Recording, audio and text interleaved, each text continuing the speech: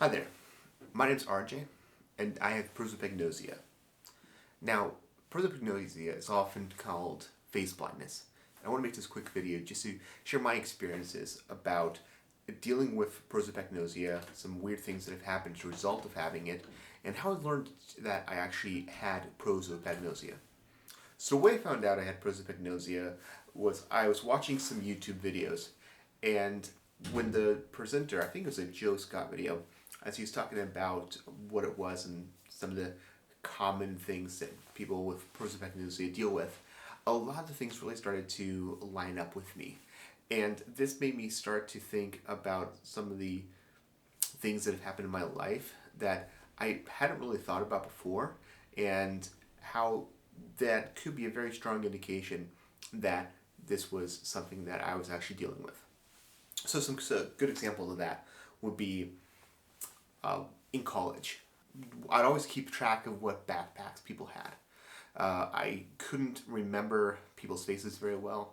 I assumed that was just a thing. I just couldn't remember people's faces well. Part of it is that I also have a bunch of other vision problems. I was basically born with the eyes of an 80-year-old. And so I kind of more attribute it to that than anything else. But I would keep track of people's backpacks, because if one of my classmates was to change some minor thing about them, for example, if it was a woman that typically wore her hair down, and then one day she wore it in a bun or held it back or something like that, I would not be able to recognize her. Or if her hair got dyed, I would not be able to recognize her. If there was a guy and he started growing a lot of scruff and ended up shaving that off, I probably wouldn't be able to recognize him. And what I did, and I didn't think about this, it's just something that I just did instinctively, was I would keep track of the backpacks, because it was something that people almost always had with them at any point throughout the day we were going to college.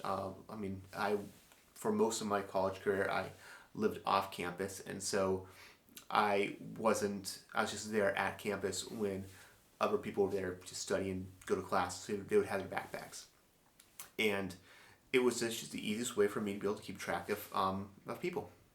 And later on, even when I started working, what I would do is I would keep track of what cars people drove. And so when I'd go and see the parking lot beforehand, I just look at all the cars that were there, and I could know who I would be expecting to see inside the office. And let's say I came back from lunch. So let's say I came back from lunch and there was a car there that I knew wasn't one of my coworkers' cars. I would know that there's someone there that's not going to be one of my coworkers, and I can expect to see that person there. And this just made it very easy for me to make sure that I didn't say something wrong or unusual, which has happened in the past. So a good example of that would be when I was working a retail job at a cell phone store, and I would have my coworkers who would come into the store, and if they would come into the store, at the beginning of their shift, and they weren't wearing their uniform for what they're supposed to be wearing during the shift, they're just wearing their normal street clothes, because again, they haven't started working yet, so why would they be wearing it? I would tend to greet them as if they were a customer. We had this thing we were supposed to say to every single customer when they entered in, and I would say it to them, and they would just kind of look at me and just like, hey, it's me. And I just laugh about it, and it wasn't until it was actually when I was working there that I found out that this was something that I was really struggling with.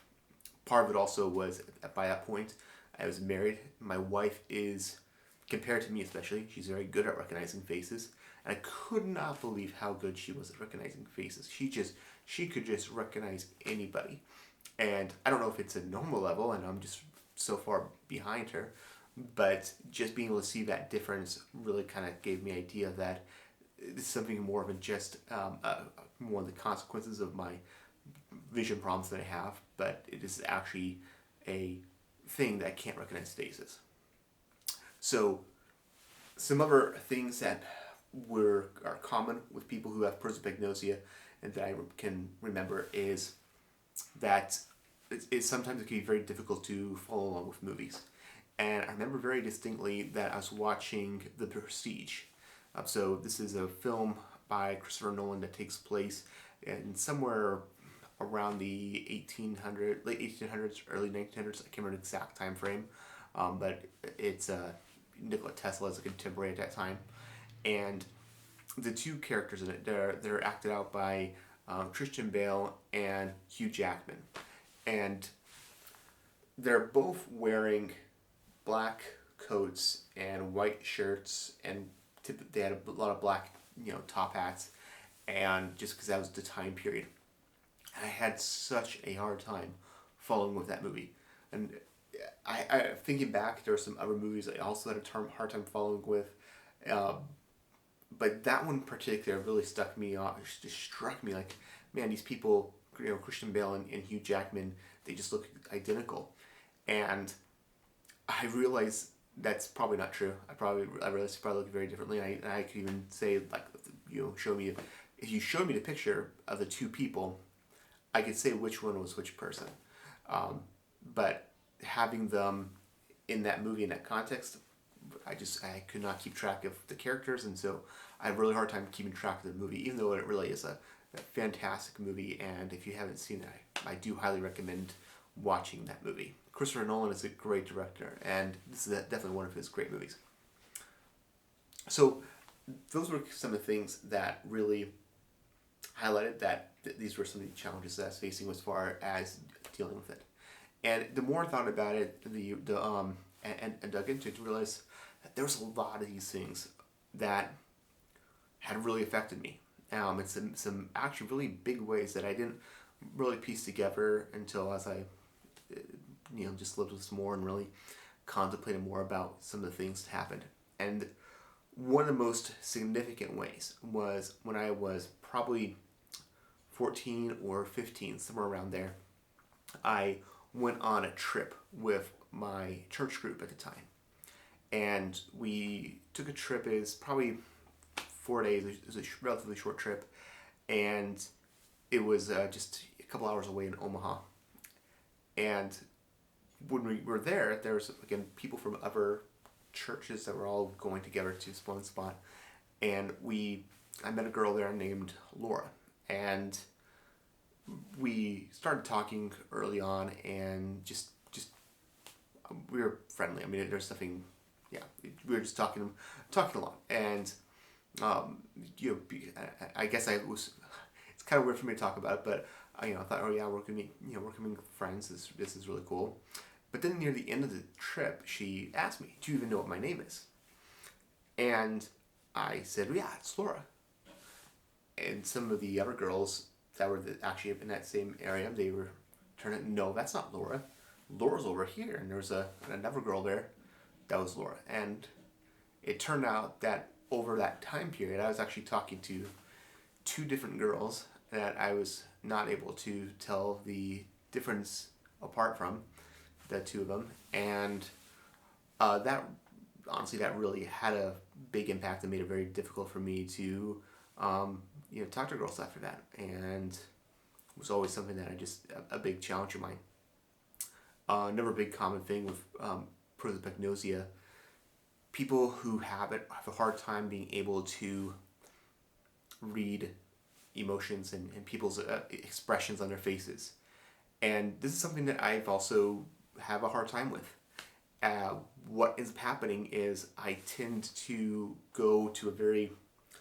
have this belief that most people have a very negative opinion about me, whether they just don't like me, they're just unhappy with me.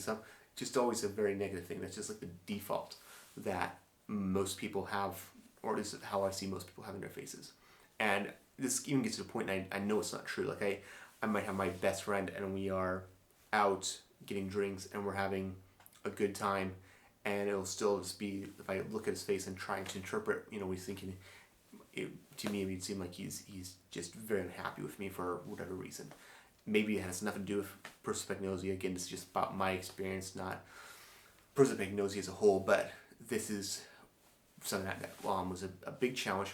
And once I understood that I have prosopagnosia and that because I have prosopagnosia, I can't read faces and expressions well, and this is a big challenge that I have, then I was able to just start saying, okay, when I started feeling that, I just need to tell myself that's not true and start believing that all people, even people that I think are probably unhappy with me, that we're all on good terms and everything's fine.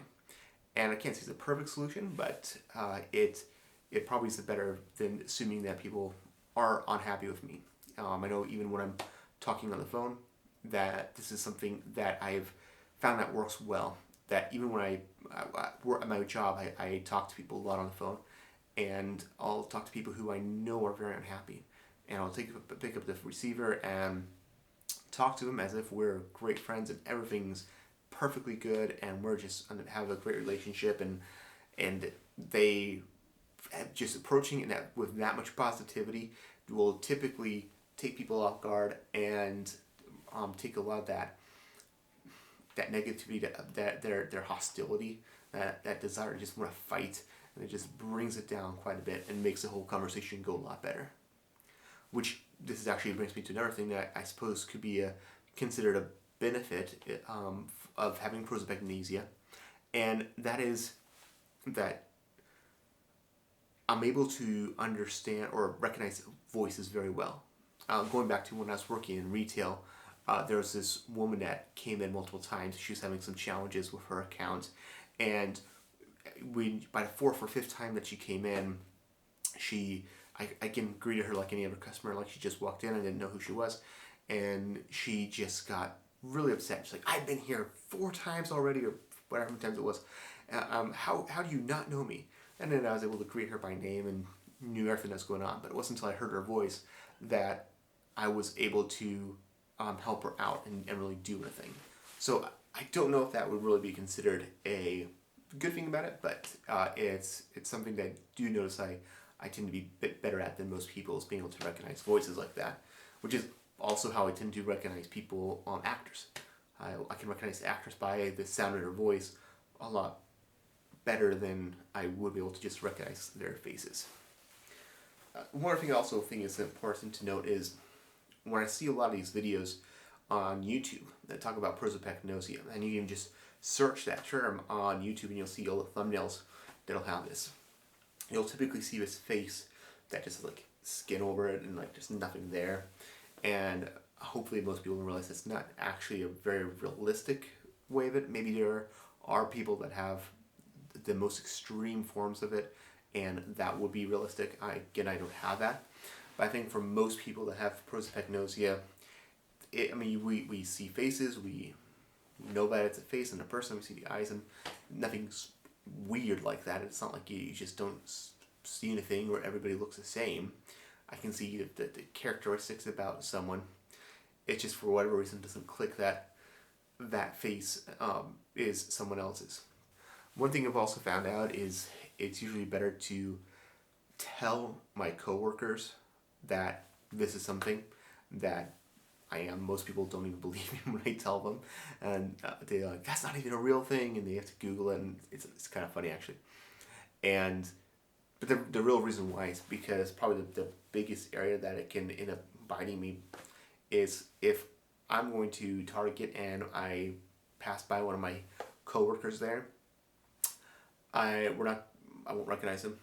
Most likely, I may. It's possible if it's someone that I've worked really closely with, but for a lot of people, there's a good chance I may not recognize them, and it can create a very big social problem if I don't recognize them and I don't say hi or anything, and then the next day at work they're upset because they think I'm snubbing them, and I only pretend to care about them when we're at the office, and so they come back and say, "Hey, how come you just ignore me when you saw me at Target?" And I have to explain at that point again that no, didn't ignore you, just didn't recognize you there.